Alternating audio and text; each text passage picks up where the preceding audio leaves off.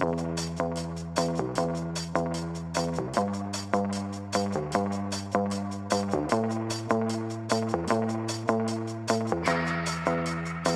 keep my hands on myself. Pick up dust them all, put 'em back up on the shelf. Kiss my little. Top. Bon, salut les amis, ça fait un bail qu'on n'a pas fait de vidéo, ça fait quoi? Ça fait un mois, la dernière vidéo que j'ai postée. Et dans la dernière vidéo, toujours sur le projet Telegram Scrap, on était aux prémices, au tout début, on avait fait l'authentification sur notre site, tout le module d'authentification. On avait fait un premier test, un premier jet sur la fonctionnalité majeure. Et entre temps, il y a pas mal de choses qui sont passées. Déjà personnellement, moi j'avais moins de temps pour bosser sur ça, vu que voilà, j'ai commencé une activité à temps plein. Donc ça me laissait que les dimanches et les soirées encore pour bosser dessus.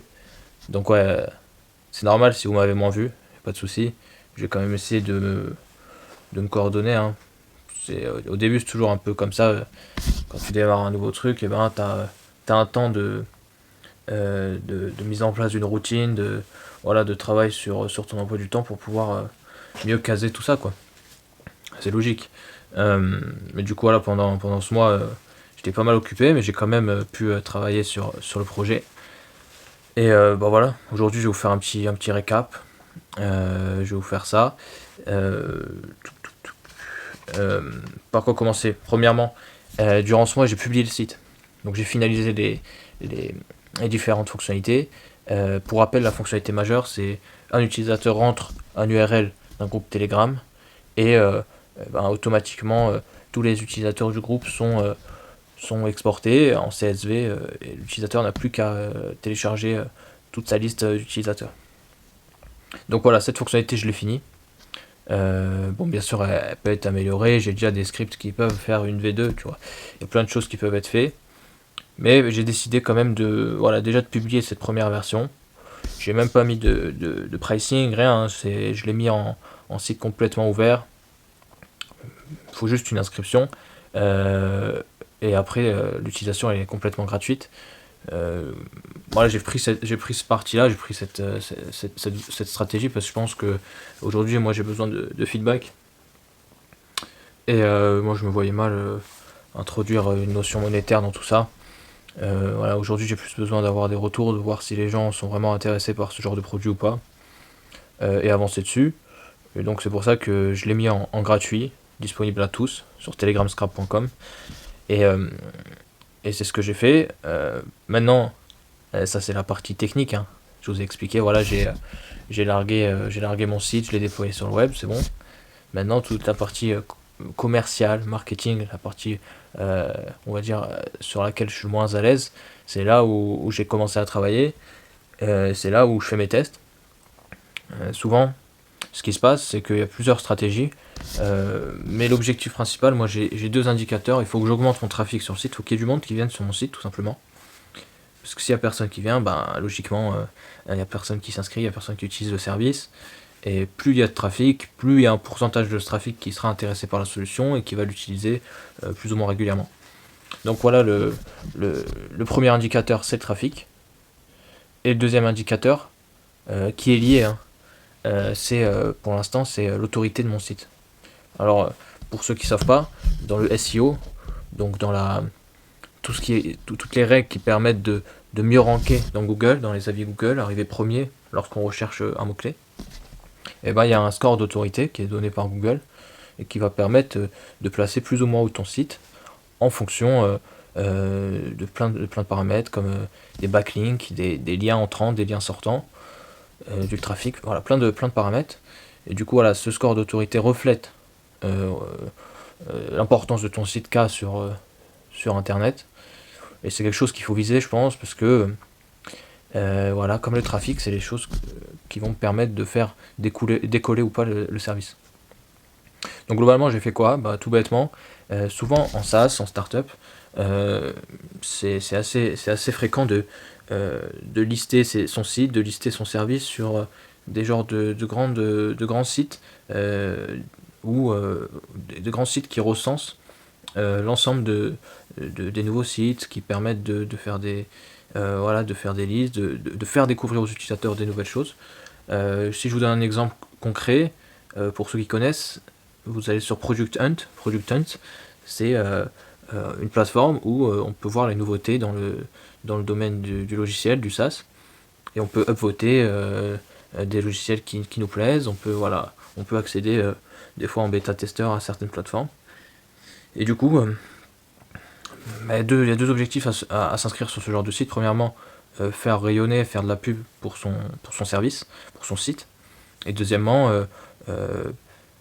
créer un lien entrant du site Product Hunt par exemple vers son site, et ça peut amener du trafic, des clients potentiels, etc., etc.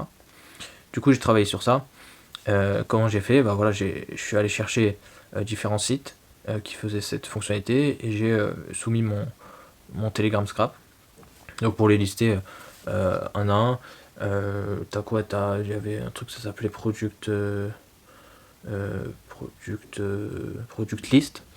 Non, je crois que c'est productbeta.com où j'ai soumis mon site. Il y a plein de sites comme ça. Je pourrais vous sortir la liste. De toute façon, je l'ai documenté sur Twitter, mais globalement c'était d'expérimenter ça. Donc j'ai publié sur plein de différents sites, sur des forums comme Reddit, et grâce à la Google Search Console, je vois à peu près le trafic, et je vois si ça m'a permis d'augmenter mon trafic. Et à partir de cette hypothèse, je vois quels sites sont vraiment intéressants à conserver, quels sites sont pas pertinents, parce que si je remplis dans un site et que je vois qu'il n'y a aucune interaction, personne n'a consulté mon produit, ça veut dire que le site il peut m'apporter. Et donc voilà, comme ça, de manière itérative, j'essaye de comprendre quel site directory, on va dire, quel site de propulsion, de distribution de nouveaux services est le plus pertinent. Je fais mes tests petit à petit, et comme ça j'avance petit à petit. Bon, très honnêtement, pour l'instant, la plupart des sites n'étaient pas vraiment pertinents. Je trouve c'était toujours sympa, mais j'ai pas vu de différence dans mon trafic, dans le potentiel feedback, dans le potentiel retour. Mais ouais. Bon, après, ce qui est bien, c'est que dans ce domaine-là, je pars de zéro. Donc je peux que faire mieux, quoi. Donc c'est plus rapide. Je peux que faire mieux, zéro impression, zéro clic. Tout est à faire, quoi. Et ça, c'est sympa. Quoi d'autre? Donc ça, c'est la partie, on va dire, backlink, partie forum. Partie forum, voilà, ça c'est aussi un sujet qui est intéressant. Identifier des forums précis et publier dessus, proposer son site. C'est ce que j'ai fait sur un forum qui s'appelle grosshacking.fr. Et honnêtement, j'ai eu quelques retours sympathiques. Il y a des gens qui étaient intéressés, il y a des gens qui ont fait quelques tests, qui sont inscrits sur la plateforme, qui ont fait quelques tests pour voir comment fonctionnait le service, qui m'ont demandé s'il y avait d'autres fonctionnalités prévues, s'il y avait des potentielles évolutions dans d'autres sens. Moi, j'ai répondu à tout le monde, parce que c'est toujours intéressant d'avoir feedback. Et même, ça m'a permis de corriger. Il y avait certains bugs sur mon site, ça m'a permis de les corriger. Ça, c'est vraiment pas mal. Voilà, globalement. Donc je pense que mon service, si je l'adresse à des utilisateurs, à une communauté grosse hacking, je pense que c'est là où je pense pouvoir avoir le plus de retours. Et je pense que c'est ce que je vais continuer, c'est la stratégie que je vais implémenter, tout simplement, pour le marketing.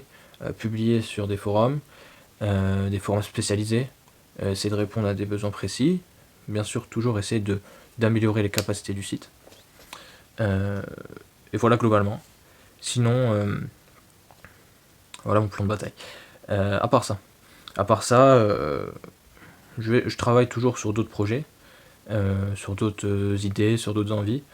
Et je pense que là, j'ai un MVP, pas un MVP, mais on va dire une V0 de Telegram Scrap. Donc je peux déjà, je pense que je vais pouvoir passer à un autre projet dans le sens développement. Attention, j'abandonne pas le projet. C'est juste que sur ce projet, je pense qu'il reste avant tout du marketing, du commercial.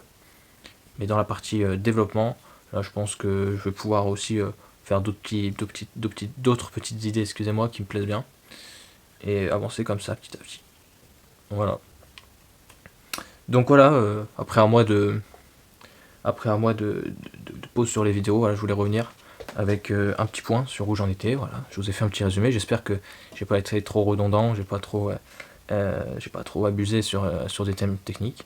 Je vous laisse et on essaye de se voir bientôt. De toute façon, vous savez me contacter. Hein. Tout est dans les barres d'infos et à bientôt. Bye.